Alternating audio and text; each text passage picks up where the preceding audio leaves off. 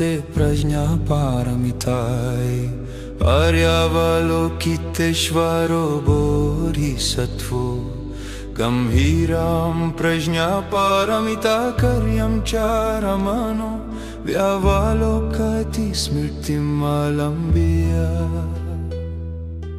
न रूपं शून्यता शून्यतैव रूपं रूपा न पृथक् शून्यता शून्यताय न पृथक् रूपं यरूपं स शून्यताय शून्यता तद्रूपम् एवमेव वेदना संज्ञा संस्कार विजनानि शारिपुत्ररूपं न पृथक् शून्यता न जननं न प्राप्तिः न भावो न भावः तस्मात् शारिपुत्रा प्राप्तित्वात् बोधिसत्त्वस्य प्रज्ञापारमितामाश्रित्य विहरति चित्तम् अविक्षिप्तं क्लेशादिप्रमोक्षः तस्य परमं निर्वाणं त्रयकालबुद्धाः प्रज्ञापारमितामाश्रित्य अनुत्तरा सम्यक् सम्बोधिम् अभिसम्बुद्धा तस्मात् जातव्यं प्रज्ञापारमिता महामन्त्रम् अनुत्तरमन्त्रम् असममन्त्रं सर्वदुःखप्रशमनं सत्यं मामित्यत्वात् गते गते परगते परसंगते बोधिस्वाहा गते गते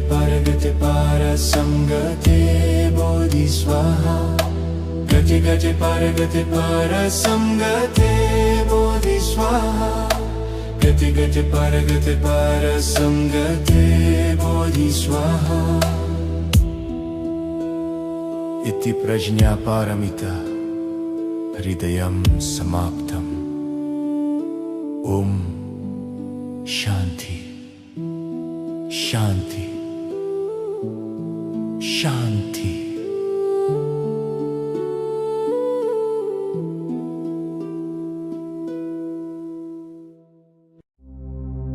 ओम नमो भगवते प्रज्ञापारमिताय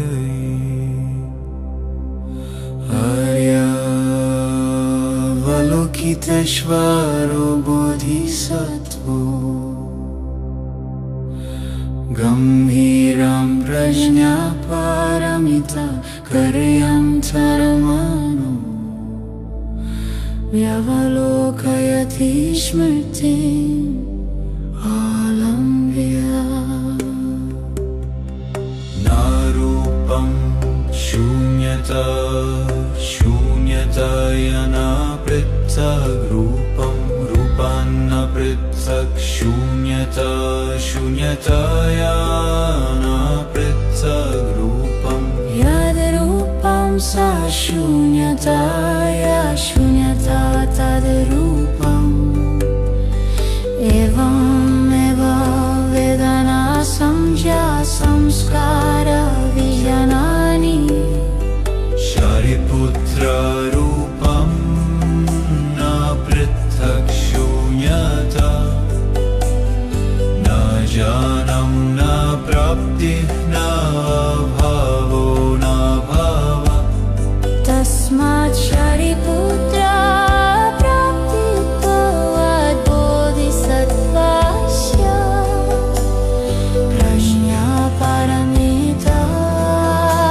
प्रज्ञापारमितामाश्रित्य विहरति चित्तम् अविक्षिप्तं क्लेशविप्रमोक्षः तस्य परमं निर्वाणं त्रयकालबुद्धा प्रज्ञापारमितामाश्रित्य अनुत्तरा सम्यक् सम्बोधिम् अभिसम्बुद्धा तस्मात् जातव्यं प्रज्ञापारमिता महामन्त्रम् अनुत्तरमन्त्रम् असममन्त्रं सर्वदुःखप्रशमनं सत्यं ममित्यत्वात् पारसंगते बोधि स्वाहा गते गते पारसंगते बोधि स्वाहा गते गते पारसंगते बोधि स्वाहा इति प्रज्ञापारमिता हृदयं समाप्तम्। ॐ शान्ति शान्ति शान्ति।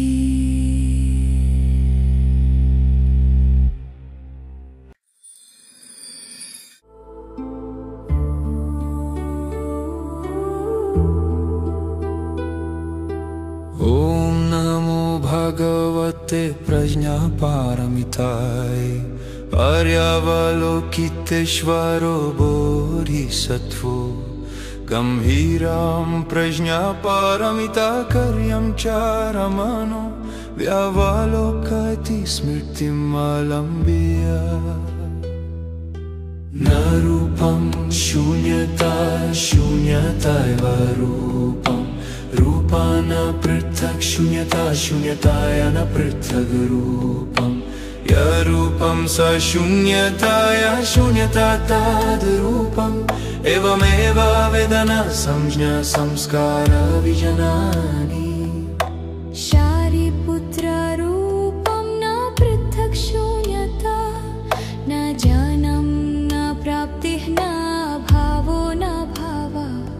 तस्मात् शारिपुत्रा प्राप्तित्वात् बोधिसत्त्वस्य प्रज्ञापारमितामाश्रित्य विहरति। चित्तम् अविक्षिप्तं क्लेशादिप्रमोक्ष्य तस्य परमं निर्वाणं त्रयकालबुद्धा प्रज्ञापारमितामाश्रित्य अनुत्तरा सम्यक् सम्बोधिम् अभिसम्बुद्धा तस्मात् जातव्यं प्रज्ञापारमिता महामन्त्रम् अनुत्तरमन्त्रम् असममन्त्रं सर्वदुःखप्रशमनं सत्यं मामित्यत्वात् गते गते पारसंगते बोधि स्वाहा गते गते पारसंगते बोधि स्वाहा गते गते पारसंगते बोधि स्वाहा गते गते पारसंगते बोधि स्वाहा इति प्रज्ञापारमिता हृदयं समाप्तम्। ॐ शान्ति शान्ति शान्ति।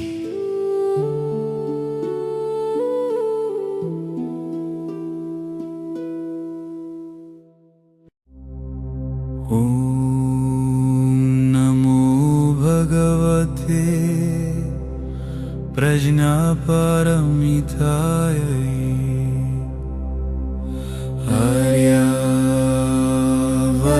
आर्यावलोकितेश्वरो बोधिसत्त्वो गम्भीरं प्रज्ञापारमिताकार्यं चारमनो व्यावलोकयति स्मृतिम् अवलम्ब्य। न रूपं शून्यता शून्यताया न पृथक् रूपम् रूपान्न पृथक् शून्यता शून्यताया न पृथक् रूपम् यद्रूपं स शून्यताया शून्यता तद्रूपम् एवमेव वेदना संज्ञा संस्कार विजनानि। शारिपुत्ररूपं न पृथक् शून्यता न जननं न प्राप्तिः न भावो न भावः तस्मात् शारिपुत्रा प्राप्तिः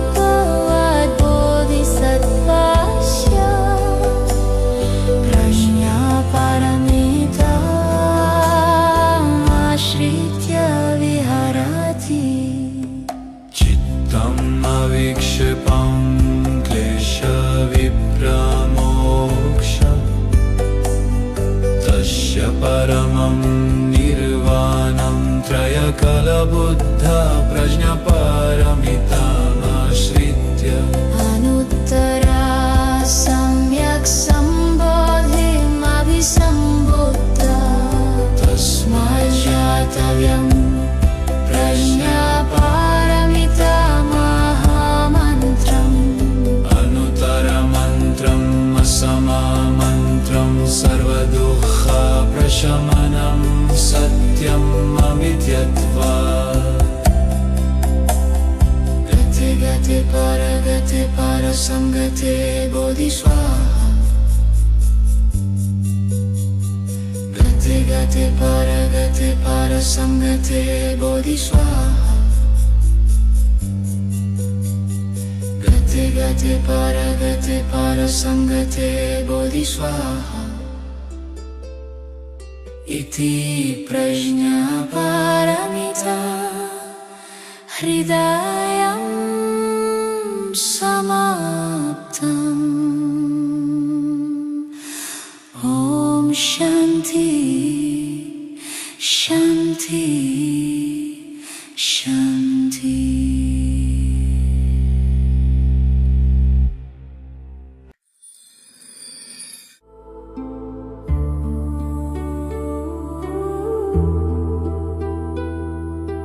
ॐ नमो भगवते प्रज्ञापारमिताय आर्यावलोकितेश्वरो बोधिसत्त्वो गम्भीरां प्रज्ञापारमिताकार्यं चारमनो व्यावलोकति स्मृतिमवलम्ब्य न रूपं शून्यता शून्यतैव रूपम् रूपा न पृथक् शून्यता शून्यताय न पृथक् रूपम् यरूपं स शून्यताय शून्यता तद्रूपम् एवमेव वेदना संज्ञा संस्कार विजनानि शारिपुत्ररूपं न पृथक् शून्यता न जननं न प्राप्तिः न भावो न भावः तस्मात् शारिपुत्रा प्राप्तित्वात् बोधिसत्त्वस्य प्रज्ञापारमितामाश्रित्य विहरति चित्तम् अविक्षिपं क्लेशविप्रमोक्ष तस्य परमं निर्वाणं त्रयकालबुद्धा प्रज्ञापारमितामाश्रित्य अनुत्तरा सम्यक् सम्बोधिम् अभिसम्बुद्धा तस्मात् ज्ञातव्यं प्रज्ञापारमिता महामन्त्रम् अनुत्तरमन्त्रम् असममन्त्रं सर्वदुःखप्रशमनं सत्यम् अमित्यत्वात् गते गते परसंगते बोधिस्वाहा गति परसंगते बोधिस्वाहा गति परसंगते बोधिस्वाहा गति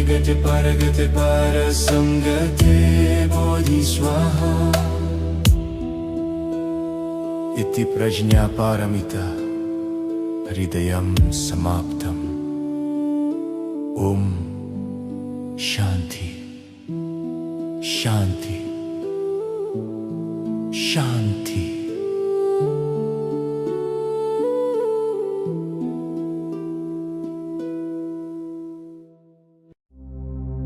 ॐ नमो भगवते प्रज्ञापारमिताय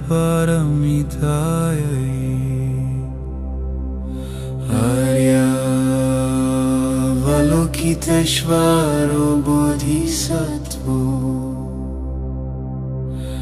गम्भीरं प्रज्ञापारमिताकार्यं चारमनो व्यावलोकयति स्मृतिम् आलम्ब्य न रूपं शून्यता शून्यता शून्यताय न पृथक् रूपं रूपान्न पृथक् शून्यता शून्यताय न पृथक् रूपं यद्रूपं स शून्यताय शून्यता तद्रूपम् एवमेव वेदना संज्ञा संस्कार विजनानि शारिपुत्ररूपं न पृथक् शून्यता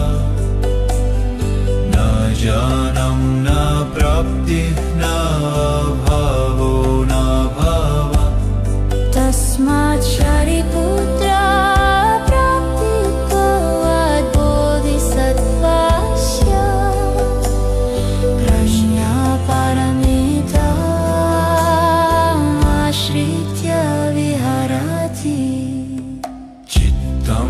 विक्षिपं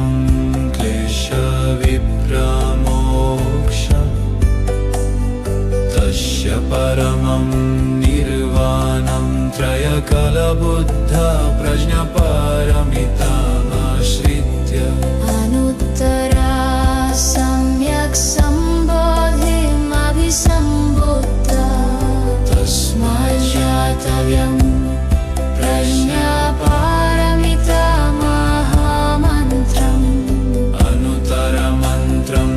समामन्त्रं सर्वदुःखप्रशमनं सत्यम् अमित्यत्वात् गते गते परसंगते बोधिस्वाहा गते गते परसंगते बोधिस्वाहा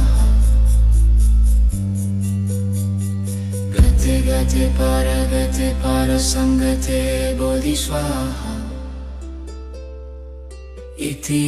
प्रज्ञापारमिता हृदयं समाप्तम् ॐ शान्ति शान्ति शान्ति।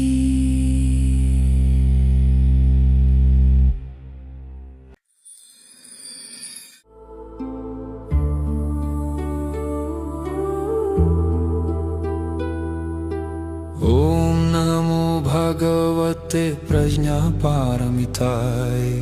पर्यावलोकितेश्वरो बोधिसत्त्वो गम्भीरं प्रज्ञापारमिताकार्यं चारमनो व्यावलोकयति स्मृतिम् अवलम्ब्य न रूपं शून्यता शून्यतैव रूपम् रूपान पृथक् शून्यता शून्यताय न पृथक् रूपम् यरूपं स शून्यताय शून्यता तद्रूपम् एवमेव वेदना संज्ञा संस्कार विजनानि शारिपुत्ररूपं न पृथक् शून्यता न जानं न प्राप्तिः न भावो न भावः तस्मात् शारिपुत्रा प्राप्तित्वात् बोधिसत्त्वस्य प्रज्ञापारमितामाश्रित्य विहरति चित्तम् अविक्षिपं क्लेशविप्रमोक्ष तस्य परमं निर्वाणं त्रयकालबुद्ध प्रज्ञापारमितामाश्रित्य अनुत्तरा सम्यक् सम्बोधिम् अभिसम्बुद्ध तस्मात् ज्ञातव्यं प्रज्ञापारमिता महामन्त्रम् अनुत्तरमन्त्रम् असममन्त्रं सर्वदुःखप्रशमनं सत्यम् अमित्यत्वात् गते गते परसंगते बोधिस्वाहा गते गते परसंगते बोधिस्वाहा गते गते परसंगते बोधिस्वाहा गते गते परसंगते बोधिस्वाहा इति प्रज्ञापारमिता हृदयं समाप्तम्। ओम शांति शांति शांति।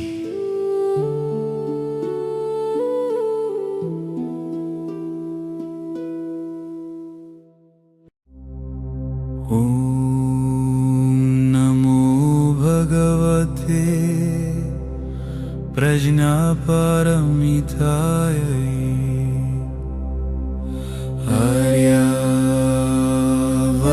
आर्यावलोकितेश्वरो बोधिसत्त्वो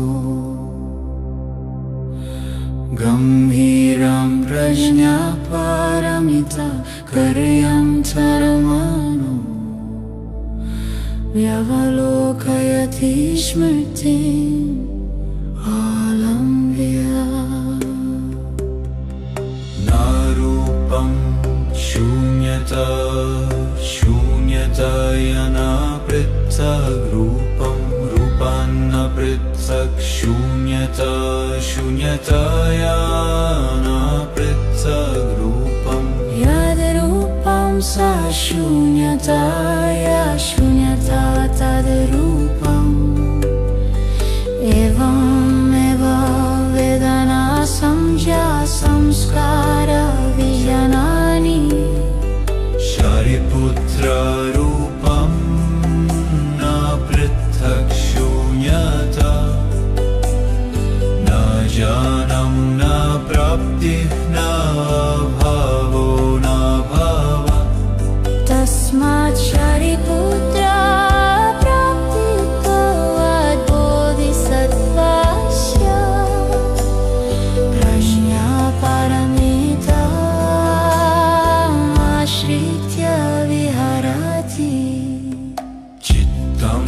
विक्षिपं क्लेशविप्रमोक्ष तस्य परमं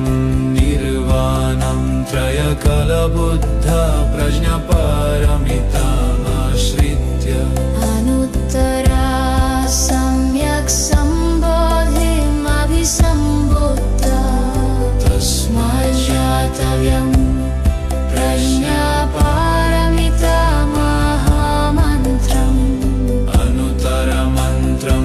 सममन्त्रं सर्वदुःखप्रशमनं सत्यम् अमित्यत्वात्। गते गते परगते परसंगते बोधिस्वाहा गते गते परगते परसंगते बोधिस्वाहा गते परगते परसंगते बोधिस्वाहा इति प्रज्ञापारमिता हृदयं समाप्तम्। ॐ शान्ति शान्ति शान्ति।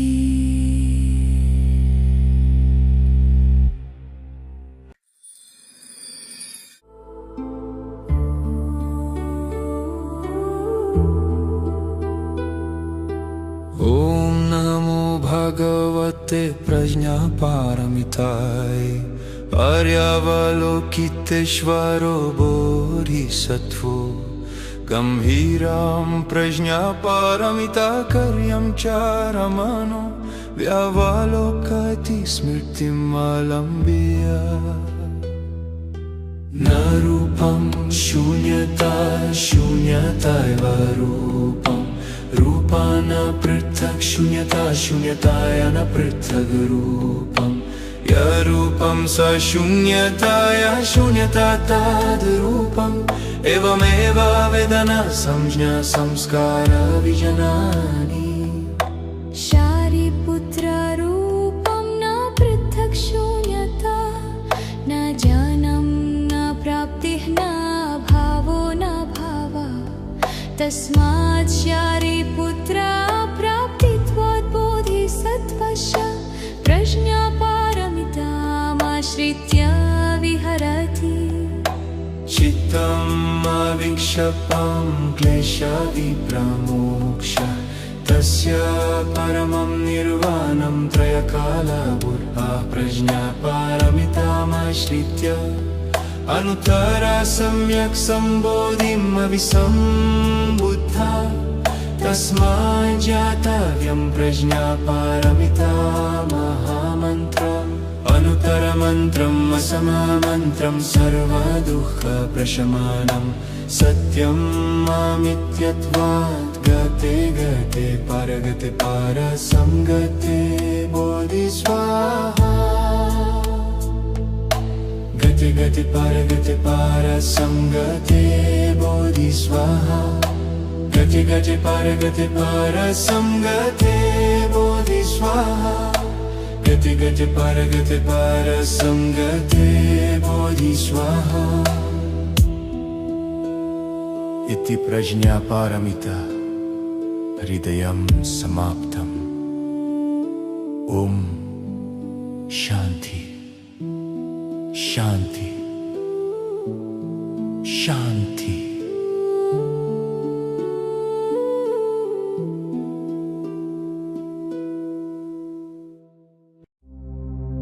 ओम नमो भगवते प्रज्ञापारमिताय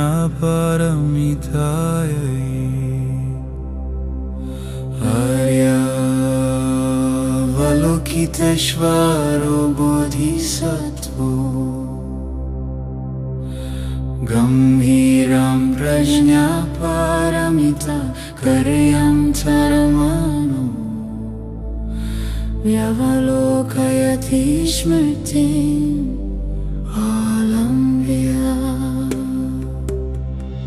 नारूपं शून्यता शून्यतायना पृथक् रूपं रूपान्न पृथक् शून्यता शून्यतायाना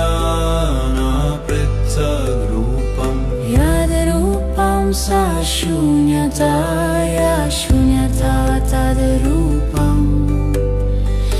एवमेव वेदना संज्ञा संस्कार विजनानि शारिपुत्र रूपं न पृथक् शून्यता न जानं न प्राप्तिः न भावो न भाव तस्मात् शारिपुत्र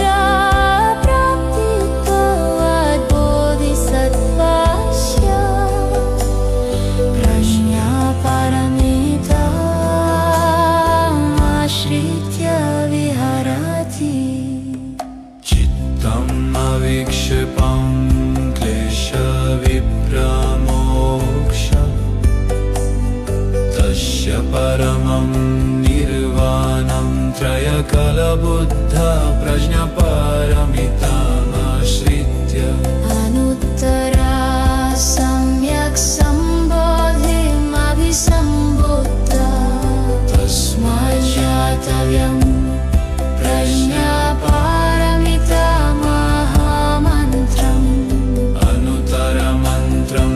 सममन्त्रं सर्वदुःखप्रशमनं सत्यं ममित्यत्वात् गते गते परसंगते बोधिस्वाहा गते गते परसंगते बोधिस्वाहा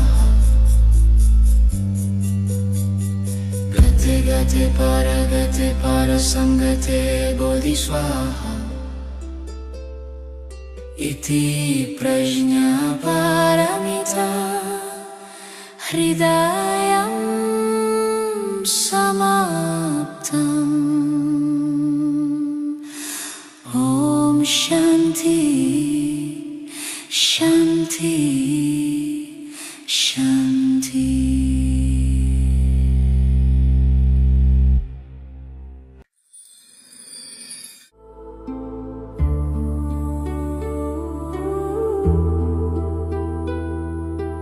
ओम नमो भगवते प्रज्ञापारमिताय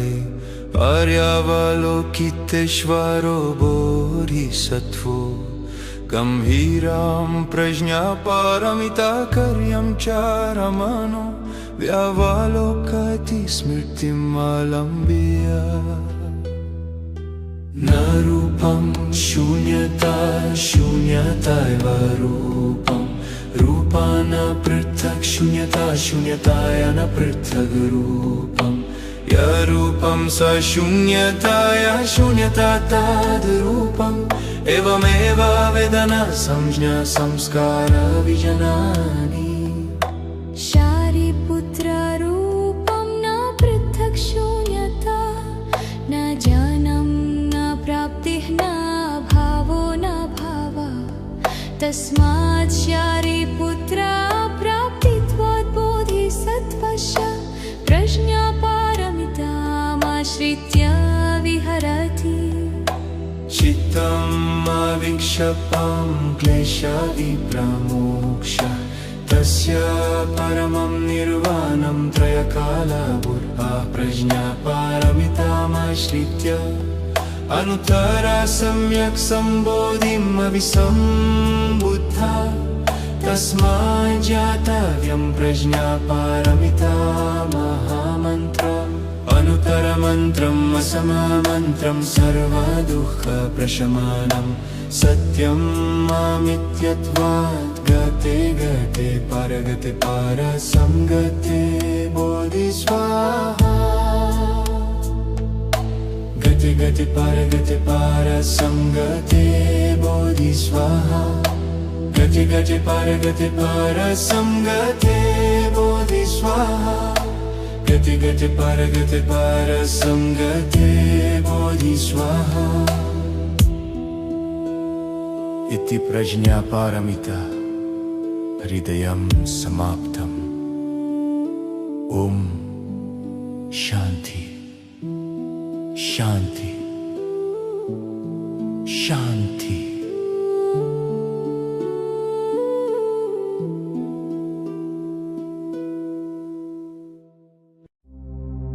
ॐ नमो भगवते प्रज्ञापारमिताय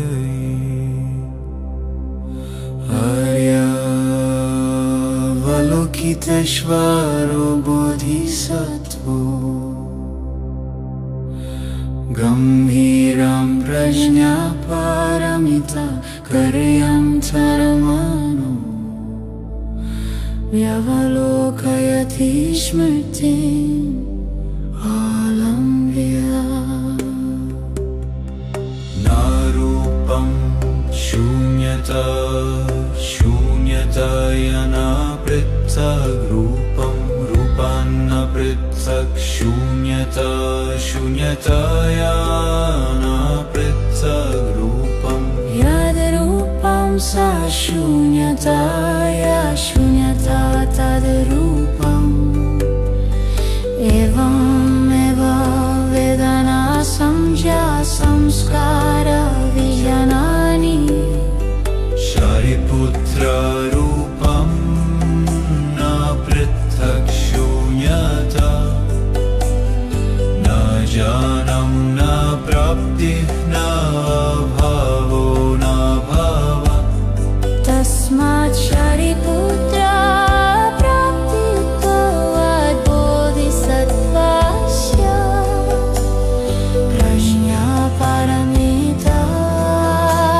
प्रज्ञापारमितामाश्रित्य विहरति चित्तम् अविक्षिप्तं क्लेशविप्रमोक्ष तस्य परमं निर्वाणं त्रयकालबुद्धा प्रज्ञापारमितामाश्रित्य अनुत्तरा सम्यक् सम्बोधिम् अभिसम्बुद्धा तस्मात् ज्ञातव्यं प्रज्ञापारमिता महामन्त्रम् अनुत्तरमन्त्रम् असममन्त्रं सर्वदुःखप्रशमनं सत्यं ममित्यत्वात् गते गते परसंगते बोधिस्वाहा गते परगते परसंगते बोधि स्वाहा गते गते परगते परसंगते बोधि स्वाहा इति प्रज्ञापारमिता हृदयं समाप्तम् ॐ शान्ति शान्ति शान्ति।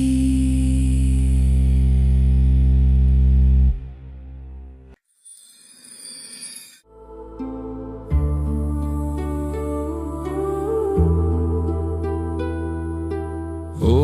नमो भगवते प्रज्ञापारमिताय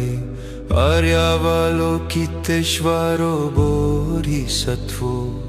गम्भीरां प्रज्ञापारमिताकार्यं चारमनो व्यावलोकयति स्मृतिमवलम्ब्य न रूपं शून्यता शून्यतैव रूपम् रूपा न पृथक् शून्यता शून्यताय न पृथक् रूपम् यरूपं स शून्यताय शून्यता तद्रूपम् एवमेव वेदना संज्ञा संस्कार विजनानि शारिपुत्ररूपं न पृथक् शून्यता न जननं न प्राप्तिः न भावो न भावः तस्मात् शारिपुत्रा प्राप्तित्वात् बोधिसत्त्वस्य प्रज्ञापारमितामाश्रित्य विहरति चित्तम् अविक्षिप्तं क्लेशविप्रमोक्ष तस्य परमं निर्वाणं त्रयकालबुद्धा प्रज्ञापारमितामाश्रित्य अनुत्तरा सम्यक् सम्बोधिम् अभिसम्बुद्धा तस्मात् जातव्यं प्रज्ञापारमिता महामन्त्रम् अनुत्तरमन्त्रम् असममन्त्रं सर्वदुःखप्रशमनं सत्यं मामित्यत्वात् गते गते परगते परसंगते बोधि स्वाहा गते गते परगते परसंगते बोधि स्वाहा गते गते परगते परसंगते बोधि स्वाहा गते गते परगते परसंगते बोधि स्वाहा इति प्रज्ञापारमिता हृदयं समाप्तम् ॐ शान्ति शान्ति शान्ति।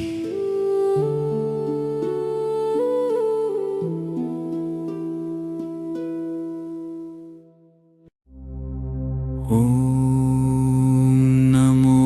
भगवते प्रज्ञापारमिताय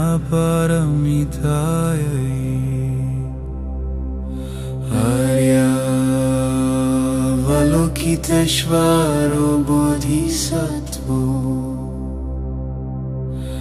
गम्भीरं प्रज्ञापारमिताकार्यं चारमनो व्यावलोकयति स्मृतिम् अवलम्ब्य न रूपं शून्यता शून्यताय न पृथक् रूपं रूपान्न पृथक् शून्यता शून्यताय न पृथक् रूपम् यद्रूपं स शून्यताय शून्यता तद्रूपम् एवमेव वेदना संज्ञा संस्कार विजनानि शारिपुत्ररूपं न पृथक् शून्यता न जानं न प्राप्तिः न भावो न भावः तस्मात् शारिपुत्रा प्राप्तित्वात् बोधिसत्त्वस्य प्रज्ञापारमिता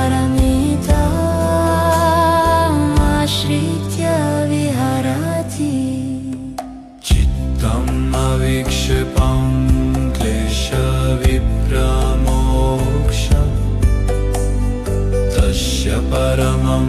निर्वाणं त्रयकलबुद्धा प्रज्ञापारमितामाश्रित्य अनुत्तरा सम्यक् सम्बोधिमभिसम्बुद्धा तस्मात् ज्ञातव्यं प्रज्ञापारमिता महामन्त्रम्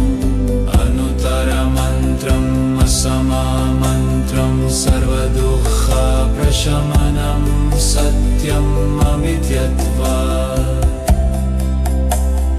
गते गते परगते परसंगते बोधिस्वाहा गते गते परगते परसंगते बोधिस्वाहा गते गते परगते परसंगते बोधिस्वाहा इति प्रज्ञापारमिता हृदयं समाप्तम् ॐ शान्ति शान्ति शान्ति।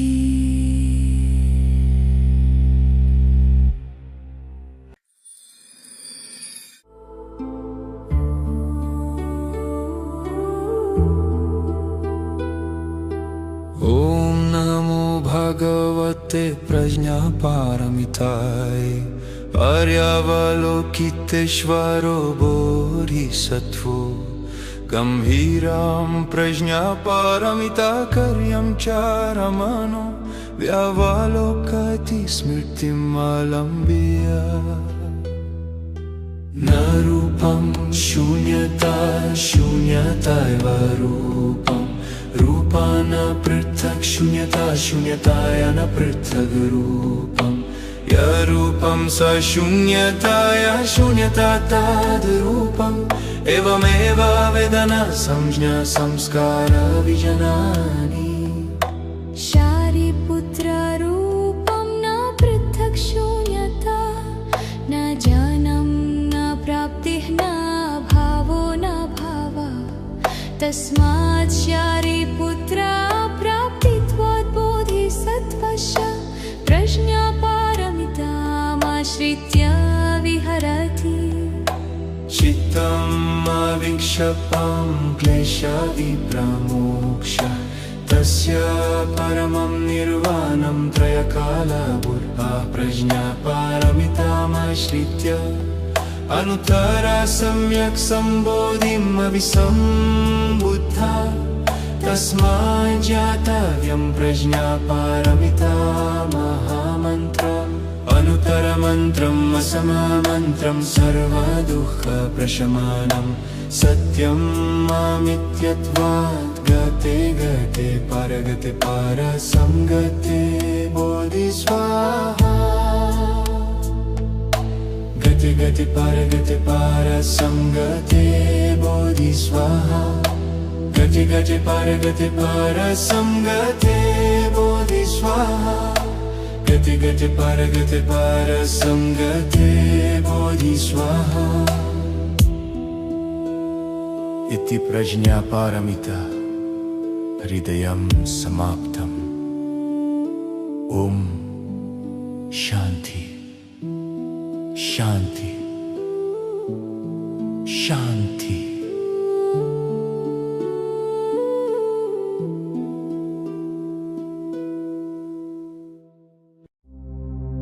ॐ नमो भगवते प्रज्ञापारमिताय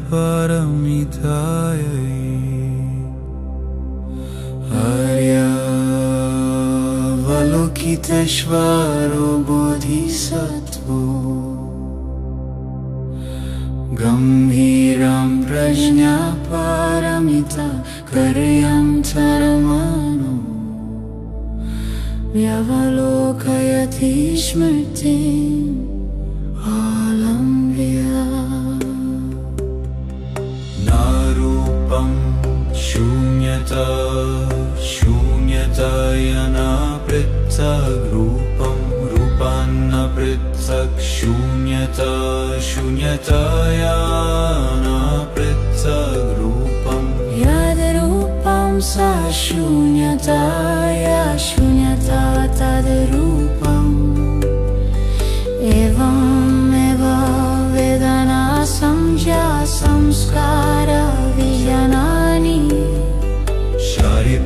शारिपुत्ररूपं न पृथक् शून्यता न जानं न प्राप्तिः न भावो न भाव तस्मात् शारिपुत्रा प्राप्तित्वात् बोधिसत्त्वस्य प्रज्ञापारमिता आश्रित्य विहरति चित्तम् अविक्षिपं क्लेशविप्रमोक्षम् तस्य परमं निर्वाणं त्रयकलबुद्धा प्रज्ञापारमितामाश्रित्य अनुत्तरा सम्यक् सम्बोधिमभिसम्बुद्धा तस्मात् ज्ञातव्यं प्रज्ञापारमिता महामन्त्रम् अनुतरमन्त्रम् असममन्त्रं सर्वदुःखप्रशमनं सत्यम् अमित्यत्वात् गते गते परगते परसंगते बोधिस्वाहा गते गते परगते परसंगते बोधिस्वाहा गते गते परगते परसंगते बोधिस्वाहा इति प्रज्ञापारमिता हृदयं समाप्तम् ॐ शान्ति शान्ति शान्ति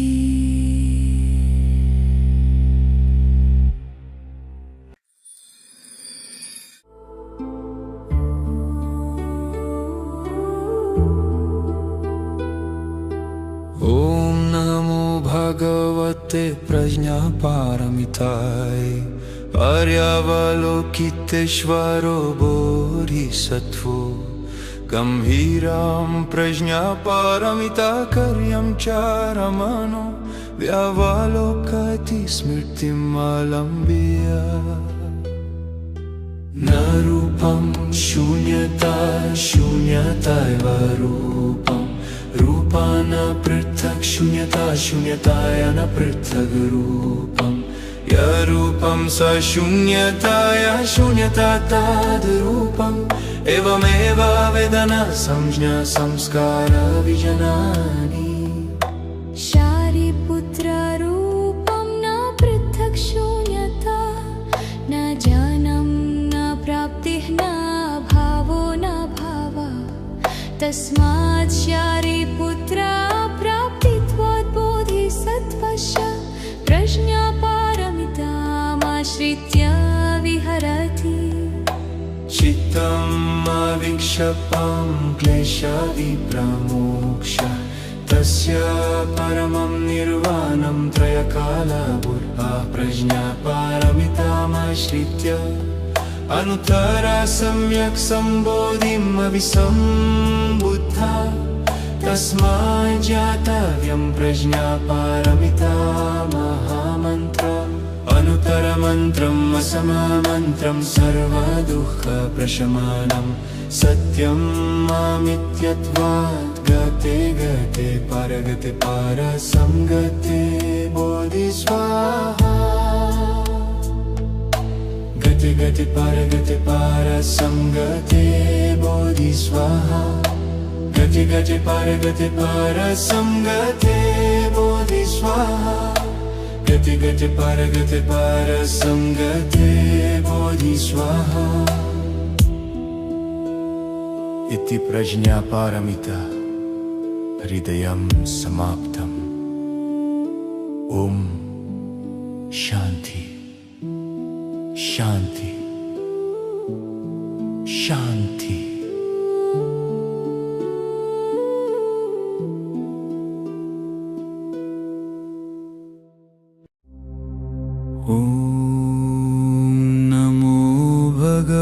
भगवते प्रज्ञापारमितायै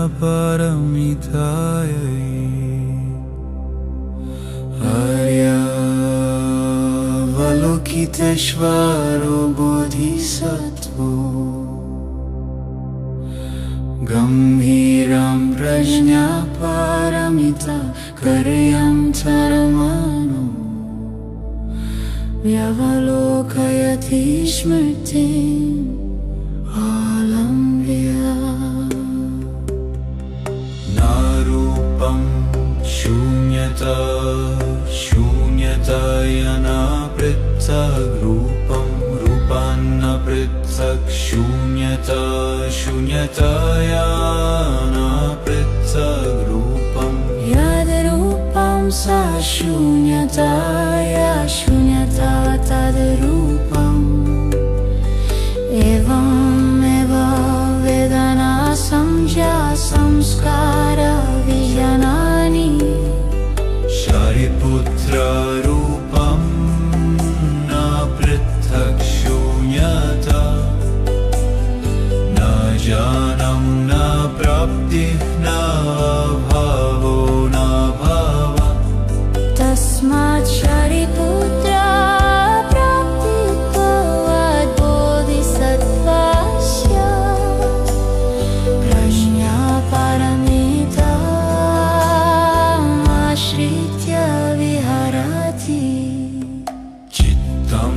विक्षेपं क्लेशविप्रमोक्ष तस्य परमं निर्वाणं त्रयकलबुद्धा प्रज्ञापारमितामाश्रित्य अनुत्तरा सम्यक् सम्बोधिमभिसम्बुद्धा तस्मात् ज्ञातव्यं प्रज्ञापारमिता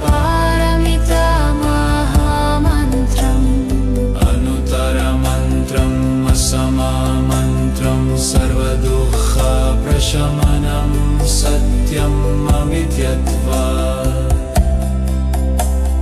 गते गते परगते परसंगते बोधिस्वाहा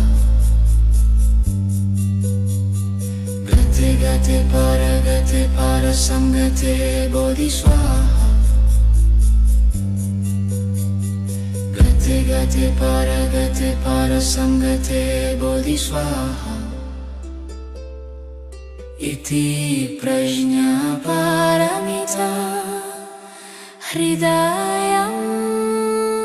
समाप्तम् ॐ शान्ति शान्ति शान्ति।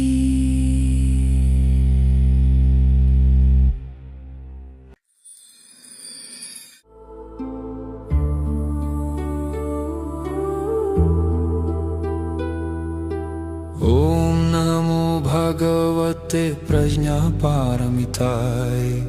आर्यावलोकितेश्वरो बोधिसत्त्वो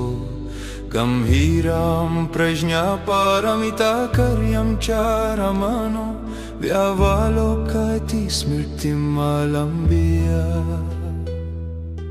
न रूपं शून्यता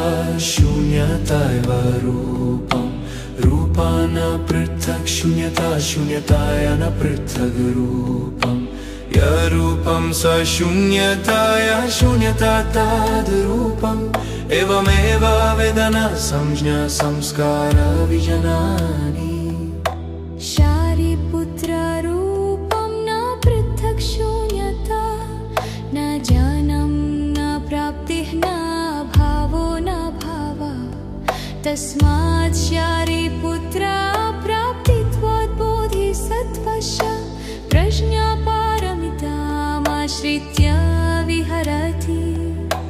चित्तम् अविक्षेपं क्लेशविप्रमोक्ष तस्य परमं निर्वाणं त्रयकालबुद्धा प्रज्ञापारमितामाश्रित्य अनुत्तरा सम्यक् सम्बोधिम् अभिसम्बुद्धा तस्मात् ज्ञातव्यं प्रज्ञापारमिता महामन्त्रम् अनुत्तरमन्त्रम् असममन्त्रम् सर्वदुःखप्रशमनम् सत्यं मामित्यत्वात् गते गते परगते परसंगते बोधिस्वाहा गते गते परसंगते बोधिस्वाहा गते गते परसंगते बोधिस्वाहा गते गते परसंगते बोधिस्वाहा इति प्रज्ञापारमिता हृदयं समाप्तम् ओम शांति शांति शांति।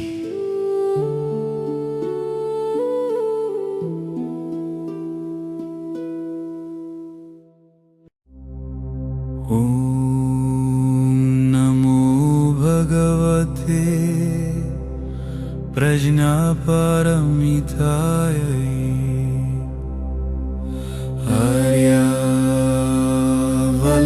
आर्यावलोकितेश्वरो बोधिसत्त्वो गम्भीरं प्रज्ञापारमिता कर्यं चरमाणो व्यवलोकयति स्मृतिम् आलम्ब्य नारूपं शून्यता शून्यतायना पृथक् रूपं रूपान्न पृथक् शून्यता शून्यतायाना पृथक् रूपं यद्रूपं सा शून्यताया शून्यता तद्रूपम् एवमेव वेदना संज्ञा संस्कार विजनानि शारिपुत्र रूपं न पृथक् शून्यता न जानं न प्राप्तिः न भावो न भाव तस्मात् शारिपुत्र प्राप्तित्वात् बोधिसत्त्वस्य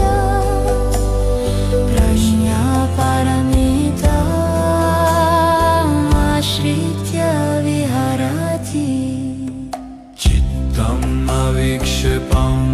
क्लेशविप्रमोक्ष तस्य परमं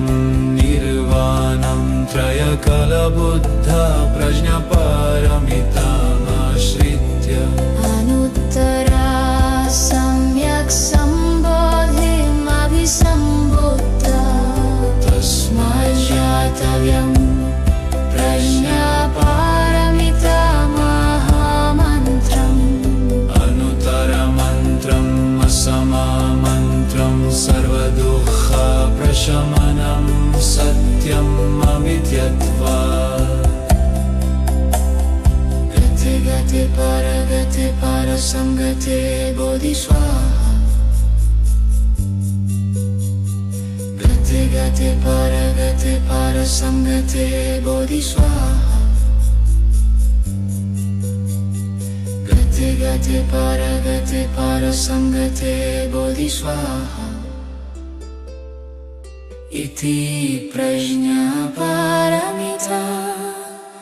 हृदयं समाप्तम् ॐ शान्ति शान्ति